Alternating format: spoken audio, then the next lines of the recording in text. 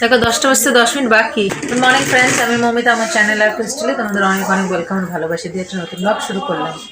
মেয়েকে দিয়ে এলাম, দিয়ে এসে ঘর দোর ঝাড় ডাস্টিং করে তারপর রান্না করছি। আর একটা জিনিস নিলাম, এই যে বাড়িতে এসেছিল ইডলি ধোসা আর এই যে নারিয়েলের চাটনি নিলাম, দেখি যদি বাচ্চাটা খায়।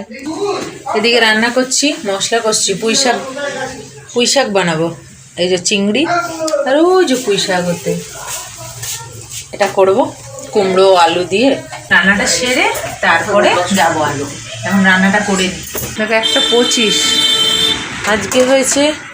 এই যে পুঁই শাক,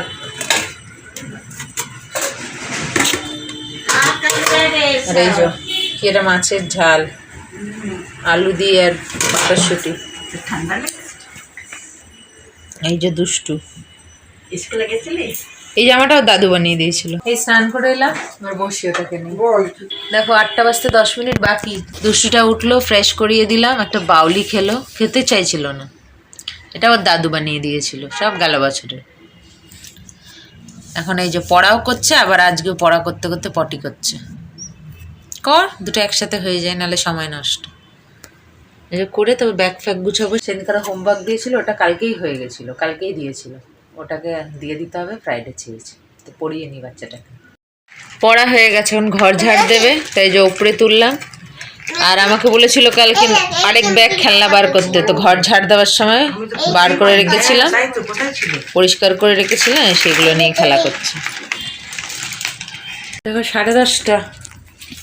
এই যে সব, এটা এই পার্শে মাছ, তরকারি পাতি বেঁচে গেছে, ভাত আছে। আর আমাদের ফ্রিজটা এগুলো বাইরেই থাকবে, কারণ ফ্রিজ ঠিক করা হয়েছে কিন্তু ঠিক করে চলছে না।